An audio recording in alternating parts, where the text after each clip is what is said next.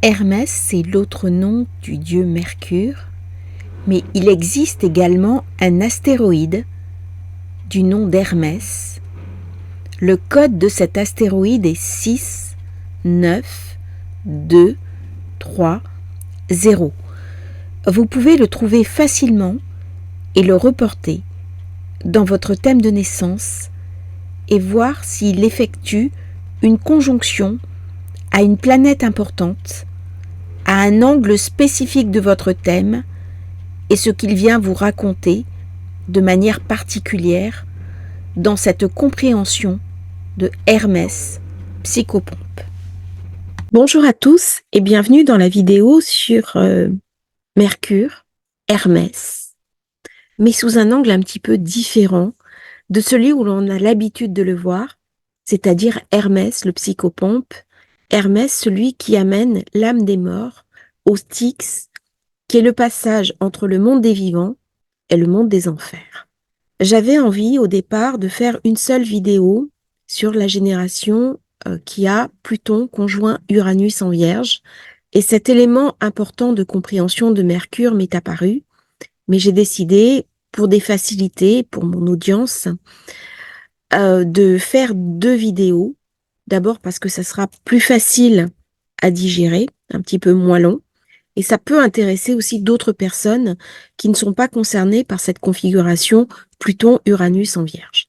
Dans la compréhension que nous avons, Mercure est une planète assez sympathique qui concerne d'une part la communication, les échanges, les frères et sœurs, le commerce, les écrits, le journalisme. Mercure correspond au dieu Hermès. Hermès qui est le messager des dieux. Il porte le caducée de la médecine. C'est donc au départ aussi en lien avec le soin.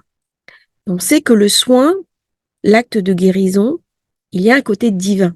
Il y a un côté, je vais prier. Alors, en plus du traitement, bien sûr, je reprends là des archétypes anciens. C'est un petit peu différent maintenant. Quand je suis malade, je vais chez le médecin, je vais à l'hôpital, je vais chercher un médicament. Mais avant, il y avait une prière consacrée au divin. Et pour que cette prière soit entendue, il fallait qu'elle soit portée par un messager. Et ce messager, c'est Hermès. C'est celui qui va faire l'interface entre le monde des humains, qui sont dans l'incarnation, qui sont sur Terre, et le monde des dieux, qui sont dans l'Olympe. Mais c'est aussi celui qui va faire le lien entre le monde des vivants et le monde des morts. C'est celui qui va accompagner l'âme de la personne qui vient de décéder, donc il y a une sortie de la tombe. Hermès prend l'âme et va l'accompagner jusqu'au Styx. Le Styx, c'est le fleuve des morts. C'est-à-dire, une fois que j'ai franchi le Styx, je ne peux plus revenir en arrière. Il y a quelque chose d'irrémédiable. Par contre, je ne connais pas le chemin. J'ai donc besoin d'un guide, j'ai besoin d'un accompagnant pour m'amener au passage qui va être la barrière entre le monde auquel je n'appartiens plus et le monde auquel je vais maintenant appartenir. Et une fois que je suis devant le Styx, eh bien, il y a Charon, qui est le passeur, qui va m'amener de l'autre côté. Et une fois que je serai de l'autre côté, eh bien, j'aurai la connaissance du destin qui sera le mien, c'est-à-dire je vais être jugé. Alors, cette compréhension d'Hermès en tant que psychopompe, elle s'inscrit dans une compréhension archétypale de l'astrologie, d'une astrologie qui est peut-être plus psychologique, qui est plus symboliste, qui est plus en corrélation avec ce que nous avons au sens de notre psyché à l'intérieur de nous. Néanmoins, la parfaite connaissance de ces archétypes va faire dans notre vie de tous les jours, dans notre réalité, que nous allons pouvoir décoder nos comportements, nous allons pouvoir décoder les événements de notre vie au regard de ces grands archétypes. C'est tout l'intérêt de ça. C'est-à-dire que si je n'ai pas en moi les archétypes constructeurs, les archétypes fondamentaux, eh bien, il y a quelque chose qui, à l'extérieur de moi, va avoir plus de mal à se mettre en place. Je pense notamment à la relation avec l'autre. Alors, dit comme ça, on peut avoir du mal à comprendre Quel est le lien entre Hermès, sa version psychopompe, et Pluton, qui est Hadès, qui est le dieu des enfers? Eh bien, Hermès, en tant que messager des dieux, il n'est pas uniquement le messager de Jupiter. Il est aussi le messager d'Uranus, il est aussi le messager de Pluton, et il peut aussi être le messager de Neptune. Et quand il devient psychopompe, eh bien, il est le messager de Pluton. Alors, le messager de Pluton, pour ce qui est de Neptune et d'Uranus, on n'utilise pas tellement Hermès. Par contre, on l'utilise du côté Jupiter, on l'utilise du côté Mars-Vénus, puisqu'il a eu un enfant avec Vénus qui est l'hermaphrodite. Alors, c'est intéressant, je dis toujours que Mercure-Vénus, ça va poser problème au sens de la chair, et quand il y a une union des deux, eh bien, ça va engendrer l'hermaphrodite. L'hermaphrodite qui porte les deux systèmes masculin et féminin, mais qui en même temps ne peut pas engendrer. Donc, un principe qui est très beau, qui est très uni, mais qui ne peut pas se manifester. J'en reviens à Pluton. Lorsque Hermès amène l'âme qui était sortie de la tombe au Styx, il devient le messager de Pluton. Est-ce que, une fois qu'on est de l'autre côté, on ne peut pas revenir? Il y a des personnes qui sont revenues. Alors, il n'y en a pas beaucoup. Il y a d'une part Proserpine. Alors, Proserpine n'est pas réellement revenue. Proserpine, c'est la fille de Déméter, qui est Cérès, qui est la déesse des moissons, et qui était très belle, et qui a été kidnappée par Pluton, qui en a fait la reine des enfers. En premier lieu, il l'a violée, et ensuite, il l'a épousée. Et alors qu'elle était dans les enfers, elle a tout oublié, c'est-à-dire elle a perdu la tête. Et le symbole est intéressant parce que Mercure, c'est l'intelligence. C'est la tête, c'est le souvenir, c'est la cérébralité. Et aux enfers, Proserpine a tout oublié. Et donc Déméter, sa mère, Cérès, est allée saisir Jupiter afin que sa fille lui soit rendue. Mais entre-temps, Pluton avait fait son épouse. Et donc c'était la reine des enfers. Et il a été convenu un accord entre Pluton et son frère que Proserpine resterait 6 mois sous la terre et 6 mois, elle serait de retour à l'extérieur avec sa mère. En fait, c'est le temps de germination des moissons. C'est-à-dire que la graine rentre dans le sol. Pendant 6 mois, la terre est stérile, elle se virginifie en vierge. Et là, vous commencez à comprendre l'importance de ce Pluton en vierge dont je vais faire la vidéo après. Et une fois qu'il y a le renouveau, une fois qu'il y a le printemps, eh bien, Proserpine ressort et ce sont les récoltes qui peuvent germer et sortir hors de terre. Mais il y a une règle. Celui qui applique la règle, celui qui va conduire Proserpine, eh bien, c'est Hermès. Hermès qui est le messager. Ça veut dire qu'il est aussi celui qui fait appliquer la loi. Et alors, dans le mythe d'Orphée aux enfers, Orphée va perdre sa compagne qui est Eurydice. Alors, il a perdu sa femme, il est allé la chercher aux enfers.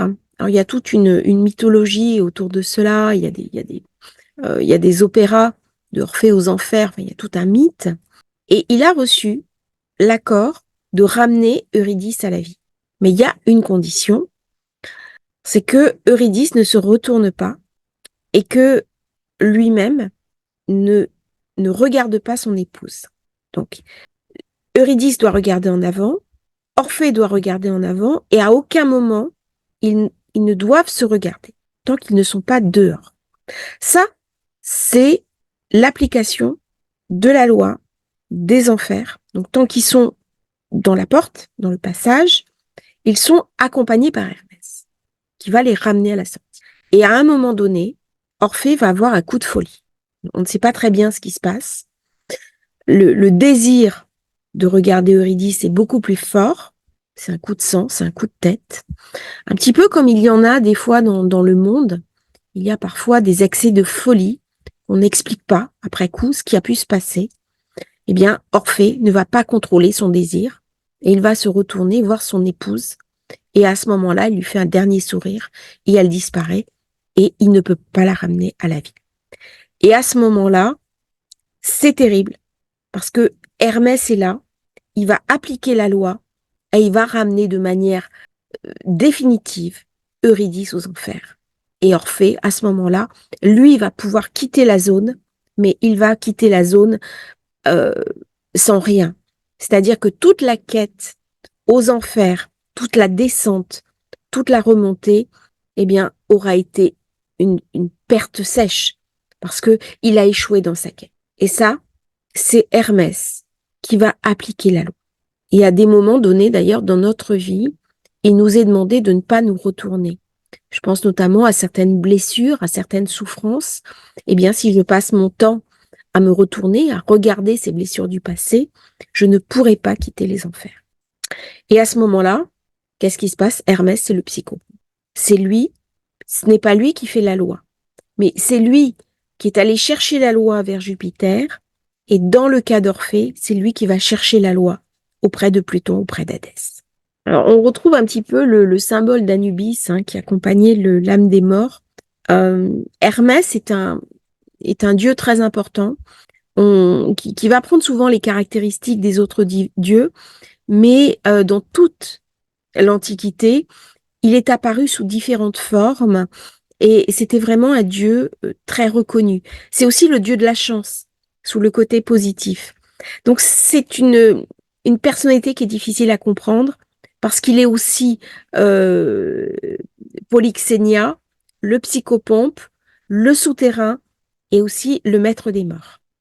Donc il va inventer le feu par frottement. C'est différent du feu prométhéen qui a été volé aux dieux pour le donner aux hommes. Là, on est sur Uranus. Et on verra d'ailleurs, Uranus en Vierge va raconter aussi le feu prométhéen. Il va offrir la cithare à Apollon, qui est le dieu des arts, et la flûte à Pan. Il y a donc un côté très lumineux chez Mercure, mais lorsqu'il prend cette forme Hermès psychopompe, eh bien, il vient venir nous parler de autre chose, de quelque chose de beaucoup plus sombre. Et très souvent, je parle de ces planètes qui ont un double visage, c'est-à-dire un côté très beau, très lumineux, qui apporte beaucoup de bénédictions, mais il y a, comme dans toute chose, dans tout principe d'émanation, eh bien quelque chose qui peut être beaucoup plus sombre et beaucoup plus difficile à cerner, à comprendre et aussi à expérimenter dans notre vie de tous les jours. Alors cette idée du Hermès psychopompe, ce Mercure un petit peu plus sombre, on le retrouve dès qu'il est en contact avec Pluton. On ne le retrouve pas dans le Mercure Gémeaux. Dans le Mercure Gémeaux, on est beaucoup plus dans de l'intelligence pratique, dans quelque chose de l'ordre du négoce, de l'échange, de la parole. Donc si j'ai la parole, je suis vivant. Les morts ne parlent pas. On peut communiquer avec eux, mais ils ne parlent pas. Ils transmettent un message via un canal. Ça peut être un médium, ça peut être un ouvrage, ça peut être une synchronicité, mais ils ont besoin de cette interface. On ne peut pas communiquer directement avec les morts. Cette interface, c'est Mercure. C'est Hermès psychopompe, puisqu'il permet aussi d'échanger, d'un côté comme de l'autre de la barrière.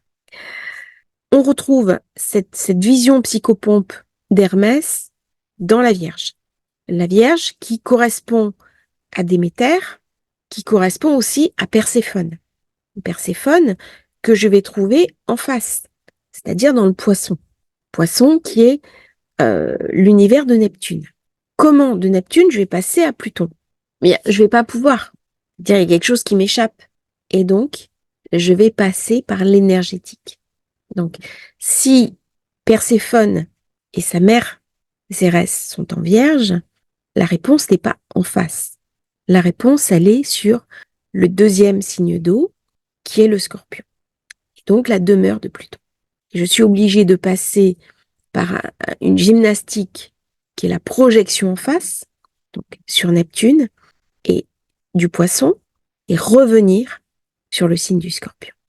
Et on voit bien dans cette démarche qui peut sembler un petit peu anachronique, comment la communication sur le psychopompe va marcher.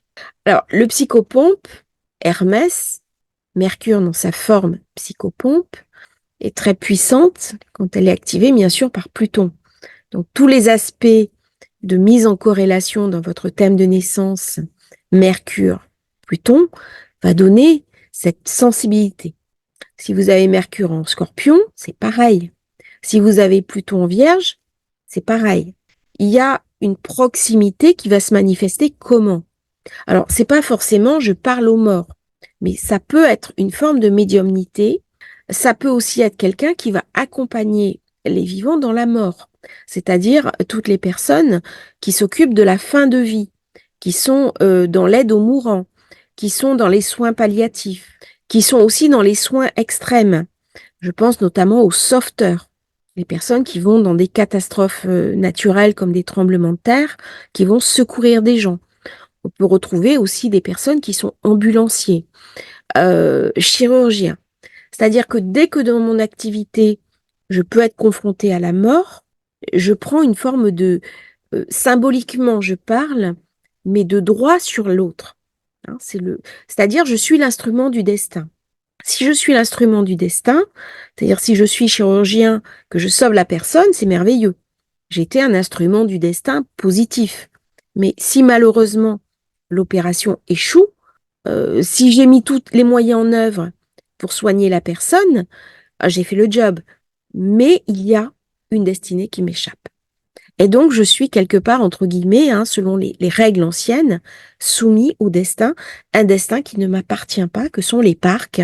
Ce sont ces trois fileuses, la première qui déroule le fil, la deuxième qui le tire, et la troisième qui le coupe. Eh bien, à ce moment-là, je m'incline aussi devant la loi de la vie. Et cette loi de la vie, elle est portée par Mercure, qui vient à ce moment-là, par Hermès, récupérer l'âme et l'amener là où elle doit être pour son dernier repos.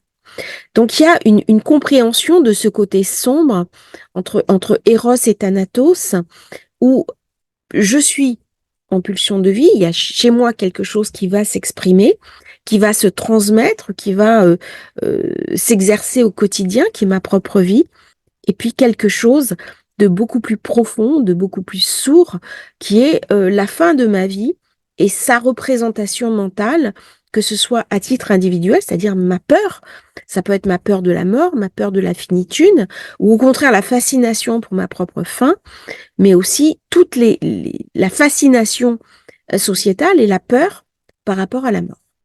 Et donc ça va se poser dans une question un petit peu différente par rapport à ce Pluton qui va rentrer en Verseau et qui va amener justement des questionnements profonds par rapport à la compréhension de la mort dans une optique transhumaniste. Et le Mercure psychopompe va venir aussi me parler de transhumanisme, avec notamment Uranus et avec le passage de Pluton en Verseau.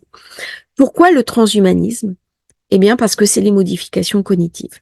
C'est le passage d'une humanité avec certaines limites à une humanité qui va être augmentée.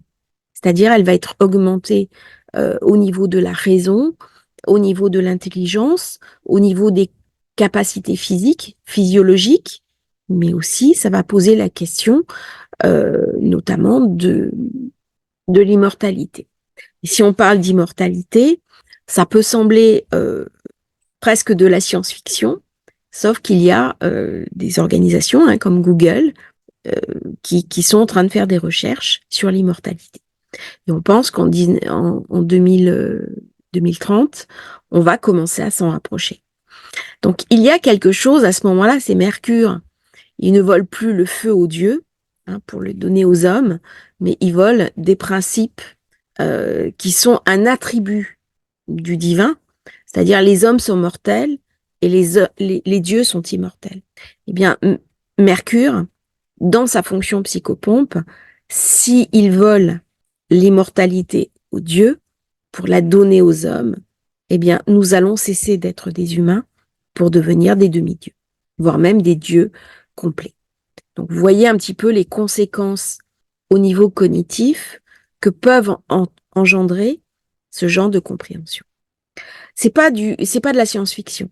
C'est-à-dire que le développement de l'intelligence artificielle fait que, au jour d'aujourd'hui, nous sommes invités à rentrer dans ce genre de questionnement, non seulement au point de vue de l'éthique, c'est-à-dire qu'est-ce qui va se passer pour ceux qui vont pouvoir acheter cette immortalité et ceux qui ne pourront pas l'acheter, parce que ça va avoir un prix, mais aussi par rapport au blocage des générations futures et à venir.